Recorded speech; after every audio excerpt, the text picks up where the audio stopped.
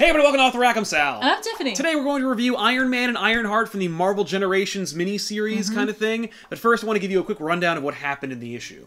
Generations Iron Man and Ironheart is written by Brian Michael Bendis and illustrated by Marco Rudy, Zeman Kudransky, and Nico Leone. Ironheart is taken to the far-flung future where buildings and plants are kind of the same and the air smells nice. She runs into yet another version of the next Avengers who do about as much as the last time Bendis wrote them. She finally meets Tony Stark, Sorcerer Supreme, who somehow got the Illuminati to work this time and made them force the government to submit to their terrible ideas. Unlike every Illuminati story ever, this time it actually works, and the result is a dark Pandora-esque utopia that's only sometimes interrupted by hollow threats from Morgan Le Fay, because Bendis loves to make Morgan Le Fay Iron Man's nemesis in the future. He teases Riri's potential, chats with Franklin Richards for a minute, and Ironheart goes home on her own. While she wasn't able to record anything that happened in the future, she was inspired to build an Iron Man drone like one of the fleet Tony had in the future. It wraps up with a positive message about the future and Ironheart's potential, and then immediately teases Tony Stark's inevitable return to the comic.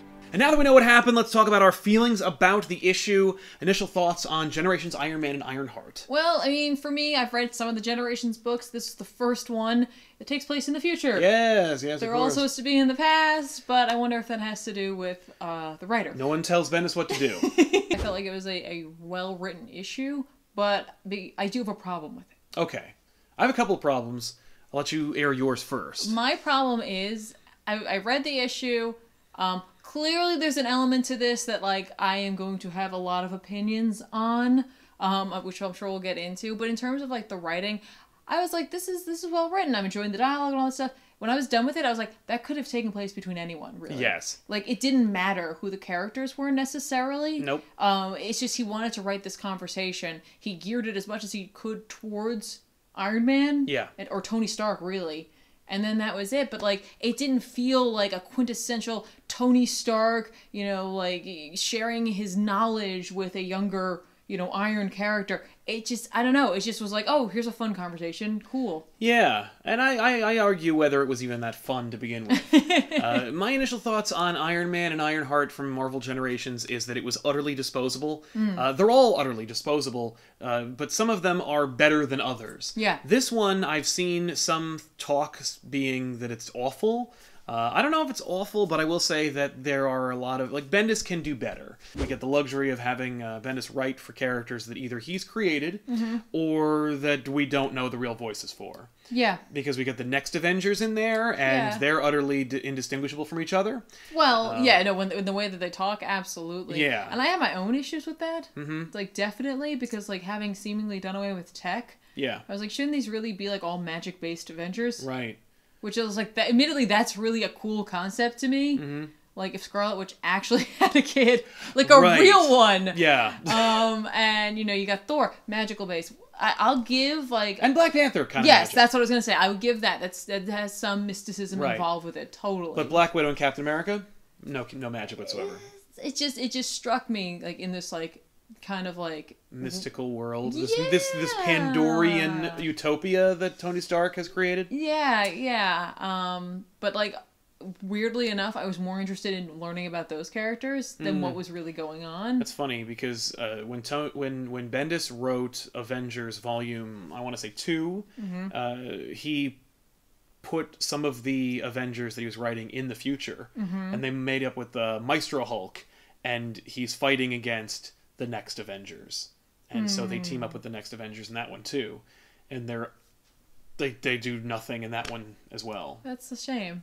It's weird. It is weird. That's like, because they're created for a DVD movie. It's like, who wanted these characters? But like, if you're gonna put them in the comics, like, do something with them. Yeah, it's funny because I know there's a lot of love for, like, the 2099 universe. Yeah. And it's like, here we have another set of characters from the future. Yeah. But, like, there's just no... I guess there's no love for them. No. Bendis is so weird about the treatment of magic. Yeah. In his infamous Iron Man right now, he's referencing Doctor Doom and Doctor Strange Triumph and Torment. He's referencing this amazing book. Bendis has read 2 books. We know this for certain. And both of them star Doctor Doom. Doom Quest and Triumph and Torment.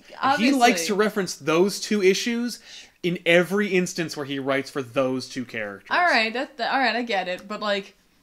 You know, on the one hand, you have, like, the idea of, like, magic and its strength, and, like, even in Doctor Doom and Doctor Strange, Triumph and Torment, like, Doom admires Strange's ability to use magic, whereas Strange admires Doom's ability to combine magic and science. Yes. Right? And, like, Doom walks this fine line, right? We don't mention Doom at all in this. No. But Tony's just like, I mean, like, what you do in science is basically what you do in magic. It's all whatever. And it's like, but, like, all right, we all know from, like, Strange's past that, like, he had to, like, believe in it in his heart and not just his mind and, like, in his practice and study. He had to believe in it to get to where he was. It doesn't strike me as Tony Stark being able to let go of that. No. He looked like he was, like, he treats it like he was solving a word problem. The real problem is that Tony Stark, Sorcerer Supreme, sounds just like Doctor Strange whenever Bendis writes for Stephen Strange. So clearly Bendis just doesn't care. No, I'm sure he doesn't. And this was just, well, I want it to be an Iron Man book, but I also want it to be Doctor Strange based, so I'm just going to make Iron Man Doctor Strange at the end. Right. But also, this Iron Man, Doctor Strange, is in Infamous Iron Man. He sure is. And that's his future. So he's setting things up with his Infamous Iron Man book and with his Generations book, and no one could care less. Right, which is funny because then, like, that of course calls into question whether or not the new writer to Doctor Strange is going to have to follow something that's determined by Bendis, or I'm sure he just won't. Ignore it. I'm sure he won't, but not because he doesn't want to, but just because it doesn't matter. Right. Because no one's editing on Marvel at the time. All right, but you said you had a few problems with it. What are your issues? Well, it's just... It's a big talk fest, which I usually like, but because no character is distinguished or interesting, it's boring because I don't care about the stakes, I don't care about the characters, and I don't care about what's happening. And at the end of the day, we all know, like, there's a little bit of underlying tension, but about whether Riri will go home, but we all know she does because she's on the last page of Secret Empire number 10. Right. By the way, doesn't appear in Secret Empire number 10 at the end of this issue. She appears someplace else. So no continuity there. No. Nice job. And it's just utterly disposable. Like, there are a couple, I read Wolverine. Yes. That was fun. That was I good. dug I that really book. enjoyed that one. And it's funny because there's actually some miscommunication in there where, like, Wolverine thinks that she's his daughter, and so there's some... He's, like, listening to her because of that. And it's like, no, I'm actually a clone. I'm actually you. Right. Like, you know, it's that kind of thing. Right. But there's something there. There's Yes. something substantive there. Exactly. There's nothing. There really isn't. It's utterly disposable. It really is, for me, just Bendis taking out a possible, like, future story for a spin to see how he feels about it. Yeah, how do I like playing in this new future that I've created and that I'm teasing in Infamous Iron Man? Don't want to go back there. Will people be interested? Right. And at the end of the day, it doesn't even matter if they are because I'm going to write it anyway. Which is weird for me because I'm really enjoying Infamous right now. It's great. And, like, I was hesitant going into this just because I was like, oh, I don't know how this is going to go. And, like, by the end of it, I was like, no. And then on top of it, you have the art. Which is another element to the no one cares theory, because there's 3 different artists on a regularly paged series. There is. And here, okay, so I would have understood 2. Right. And here's why. Because the first artist, those first few pages, to me, looks like they're painted either in acrylic or gouache, which means that person had to sit there and paint those pages. That looked really good. That first page, I was like, I'm in. Right? So, like, those first few pages, I understand that probably took them a really long time. So I understand the second artist. Right. But the third artist... Yeah. A, no. B, what? Yeah. There is one artist in there, like, I'm sorry, it's just not very good. And to pair them up with Bendis is a bizarre choice for editorial. It had no place in a mainstream book. No, I agree. I absolutely agree. And like I said, like, it starts strong. There is a shift for a while where it's very stylized. Then there's another shift where it's pretty good. Yeah. And then we just go, like, I don't know, we just go down this hill and I'm like, I don't want to go down here. And, like, it's just, there's a lot of problems with it. Like, the inks are too heavy. The coloring's weird. The anatomy's kind of off. Like, I didn't get it. It's trying to be stylized, but without the talent to back it up. Right. And I hate to say that because, like, it's someone's work. I And know. they probably worked really hard on it. Right. But there's, like, 1,000 unpublished or self-published comics out there that are having the same problem. And they're not being given, you know, call it 80,000 eyes. No, it's true. And, like... And I was sold a bill of goods, because, like, the art and writing on all these series so far have at least been industry standard. Yeah, like, even not on... this. And here's one I know not everyone's a fan of, but even the Jean Grey one. Phoenix one was great. The art was great. I enjoyed the story. The writing was better. Yeah. Like, the writing was better in that than most. Yeah, but the art was good, too. The art was great. Yeah, I don't know what happened here. Like...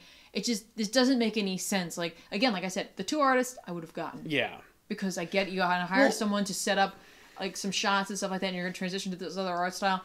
fine. Or you really want to work with somebody, but you know they either can't meet deadlines or they just take too long to do like a couple things. Here's what's funny. Like, art aside, if he had nothing to do with that, fine. Like, it's still no excuse for his kind of generic... Yeah. It's boring, voices. it's tedious, and it's unnecessary. And that makes it a not recommend for me. I can't recommend this book. Yeah, I actively argue that this book shouldn't have even been published. I really can't recommend it either, honestly. I think that it's... Like I said, like, I really think it's just Bendis, like, testing the waters for something he'd like to do. And by the way, just on a kind of controversial note, which we should address, Okay. there are a lot of people who want Riri Williams to not be in comics. Right. And they have a lot of opinions about the character. This is not the way to engender her to your audience. No, it's true. If you want to sell this character, and you're having an uphill battle, don't put her in really poor books. I literally, at this point, like, I don't know if he cares anymore. He just wants to write what he wants to write. If that were the case, it should be with reckless abandon and should be amazing. I know, I don't... Or at the very least, ludicrous. Right? This is just bad. It's like he needs a sabbatical.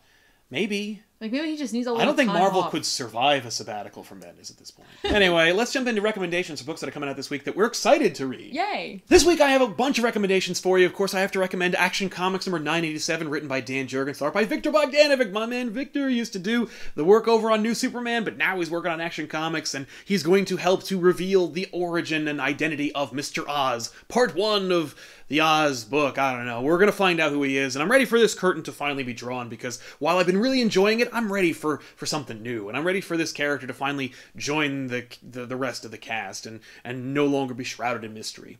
The next book I have to recommend is Defenders number 5, which is written by Brian Michael Bendis, art by David Marquez. I'm digging this book. I think it's one of the 2 books that Bendis should be writing for Marvel, and that's it. I think it's just a really, really fun series, and I think it's true to form. It's New Avengers, but they're not calling themselves Avengers anymore, because there's a Netflix series of the same name, and they get money off of that, so let's call them Defenders. But otherwise, I'm digging it. And of course, Marquez's art is crushing it, so I'm really loving that. And of course, just an honorable mention for Dark Knight's Metal number 2, which I've already read, and I think it's really, really solid.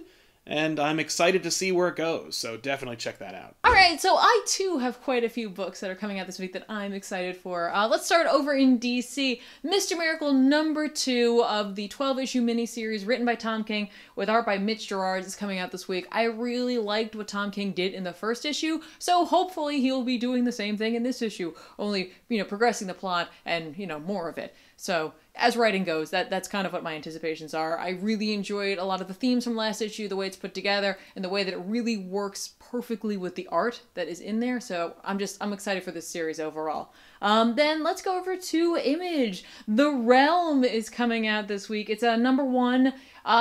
It strikes me as like Reign of Fire, but with like wizards in a Mad Maxian world. It's the apocalypse, and there's dragons, and there's wizards, and there's warriors, so I'm kind of interested in this. It's a lot of things I like all rolled into one. Sometimes that works, sometimes it doesn't, but I'm willing to find out. That's written by Seth M. Peck with art by Jeremy Hahn, so I don't know, I'm gonna see what's going on over there. And then in the realm of Marvel, Venomverse number 2 is coming out already. I was just in the Venomverse and now I'm going back. That's written by Cullen Bunn with art by Ibn Coelho. I don't know. I'm sorry.